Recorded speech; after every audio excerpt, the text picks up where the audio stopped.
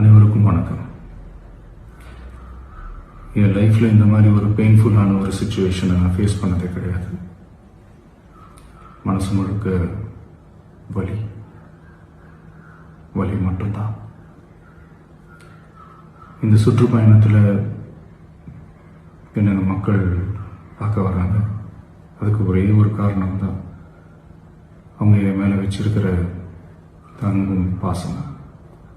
அந்த அன்புக்கும் பாசத்துக்கும் நான் எப்பவும் கடமைப்பட்டிருக்கிறேன்.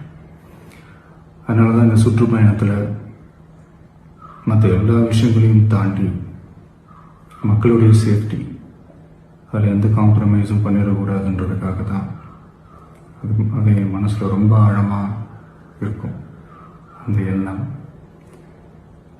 அதனால தான் இந்த அரசியல் காரணங்கள் எல்லாத்தையும் தவிர்த்துட்டு ஒதுக்கி வச்சுட்டு மக்களுடைய சேஃப்டி மட்டும் மைண்டில் வச்சுக்கிட்டு அதுக்கான இடங்களை சூஸ் பண்ணுறது, அதுக்கான இடங்களை பார்த்து பெர்மிஷன் கேட்கறது, போலீஸ் டிபார்ட்மெண்ட்டில் அதை ரிக்வெஸ்ட் பண்ணி கேட்போம்.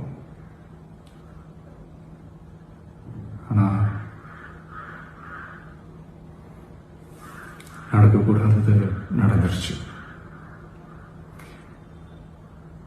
நான் மனுஷன் தானே.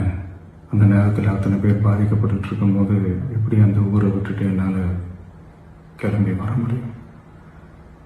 நான் திரும்ப போகணும்னு இருந்துச்சுன்னா அதை ஒரு காரணம் காட்டி அங்கே வேறு சில பதட்டமான சுச்சுவேஷன்ஸ், வேறு சில அசம்பாவிதங்கள் அந்த மாதிரி எதுவும் நடந்துடக்கூடாதுன்றதுக்காக தான் நாங்கள் அவாய்ட் பண்ணோம். இந்த நேரத்தில் சொந்தங்களை இழந்து தவிக்கிற அத்தனை குடும்பங்களுக்கும் என்னுடைய ஆழ்ந்த இரங்கலை தெரிவிச்சுக்கிறேன். எனக்கு தெரியும், என்ன சொன்னாலும் இது ஈடையாகாதுன்னு எனக்கு தெரியும். ஹாஸ்பிட்டலில் ட்ரீட் பண்ணிகிட்ருக்கிற எல்லாருமே சீக்கிரமாக க்யூர் ஆகி வரணுன்றதை இந்த நேரத்தில் நான் வேண்டிக்கிறேன். கூடிய சீக்கிரமே உங்கள் எல்லாரையும் நான் சந்திக்கிறேன். இந்த நேரத்தில் எங்களுடைய